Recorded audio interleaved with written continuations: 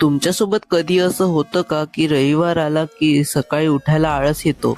तर आज माझ्यासोबत अगदी तसंच झालं. पण कसं बसं सगळा आळस झटकून मी उठलो. उठल्यावर पटकन तोंड धुतलं, दात घासले आणि मग आंघोळीला गेलो. त्यानंतर स्वतःसाठी गरमागरम कॉफी केली. कॉफी जसं तयार झालं तसं कपमध्ये भरली न मग शांतपणे बसून तिचा स्वाद घेतला.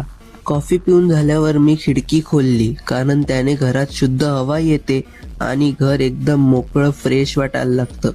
मग मी कालचा व्लॉग एडिट करायला बसलो. तर व्लॉग एडिट करताना लक्षात आलं की मला एक कॅनव्हास अनस्टिच करायचा आहे, कारण हा कॅनव्हास आतून सैल झाला आहे.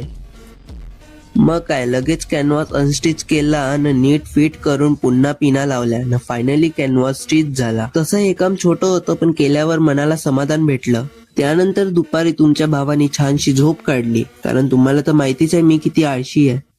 बात तो सही है. न मग उठल्यावर मी एका वाटीत दूध घेतलं, त्यात केळीचे तुकडे घातले, थोडी चवीपुरतं साखर टाकली न नीट मिक्स करून शिकरण तयार केलं. तर तुम्ही याला तुमच्या भाषेत काय म्हणतात ते कमेंटमध्ये नक्की सांगा. नमक शिकरण खायला बसलो. तर हा असा गेला माझा आजचा रविवार. तर हा व्लॉग कसा वाटला ते कमेंटमध्ये सांगा. आवडला असेल तर लाईक करा, शेअर करा आणि माझ्या चॅनलला फॉलो करा. भेटूया पुढच्या व्लॉगमध्ये. बाय.